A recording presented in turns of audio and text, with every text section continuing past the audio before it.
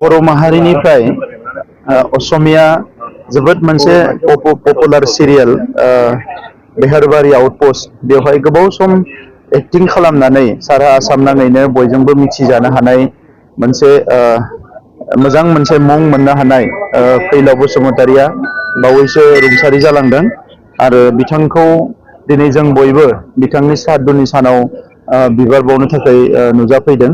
आङो बिथांखौ जिखिनि सम लोगो मोनबाय गमामायैनो बिथाङा जोबोद क्रिएटिभ सासे आर्टिस्टमोन आरो थांनाय 1-2 बोसोराव बिथाङा गोबांबार मुम्बाइआव थांदोंमोन गोदान गोदान कर्स लानो थाखाय बोरैहाय बिथाङा गावनो सिनेमा बानायनो हायो एबा गुबुन गुबुन फट'ग्राफिनि ट्रेनिंफोरखौ बिथाङा लादोंमोन आरो एनि टाइम माबा मोनसे मावनायनि थाखाय बिथाङा सानबाय थायोमोन। आं लोगो मोननानै जोबोद मोजां मोनदोंमोन बिथांखौ। नाथाय अबंलावरिनि साननायखौ रावबो एंगारनो हाया। दा बे हिसाबै बिथाङा 1-2 बोसोरनिफ्राय एफा एफा बेराम जादोंमोन नाथाय हरखाबै बिथाङा रुंसारि जालांबाय। बिथांखौ जों बयबो मान होदों आरो बिथांबायदि आर्टिस्टआ बर' हारियाव जोनोम जानाया जोंनि थाखाय गोग्गानायनि बाथ्रा। फैबाय थानाय समाव बिथांनि न'खर बिथांजों लोगोसे माखासे जोंहा आर्टिस्टफोर दङ। कख्लाबारि ओनसोलावबो गोबां आर्टिस्टफोर दङ।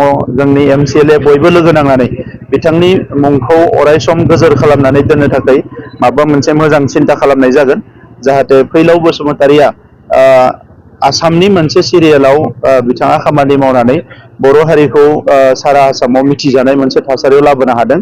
दा बे हिसाबै बिथांखौ अराय सम जोङो सिबिलांबाय थानो थाखाय माखासे इनिसियेटिभफोरखौ लानाय जागोन। आङो बिथांनि न'खरनि बिथांनि अनजालि बिसि बिथांनि अनजालु फिसाला बिहामजो आरो जेसेबां सोद्रोमा दङ बिदा दङ बिबाजै दङ गासैनिसिमबो आंनि गोसो गोरबोनिफ्राय अननाय आरो सिबिनायखौ आङो बावहरदों। रायलायगोन बेखौ आङो दिनै बिथांमोनजों रायलायदों। दिनै सारदराया जोबलांथों बिनि उनाव बिथांनि परियाल आरो जों गासैबो रायलायनानै बिथांनि न'खरा जाहाथे फैलाव बसुमतारिया रुंसारि जानायनि उनाव जेबो उसुबिदा जाया बिनि थाखाय जोङो बिथांमोनजों माबायदि मदद होनो हायो बेखौ जों सावरायगोन। बेखौबो आङो बिथांमोननो दायथ' होदों मानोना जोंहा गोबां आर्टिस्टफोर दङ बिथांमोना दा सावरायगोन जयै सावरायनानै बिथांमोना जेखौ प्रपस खालामो बेखौनो जोङो सरकारनिफ्रायबो जोङो मावनो थाखाय रेडि आरो एज ए हल समाज हिसाबैबो जोङो मावनो थाखाय बेखौ रेडि।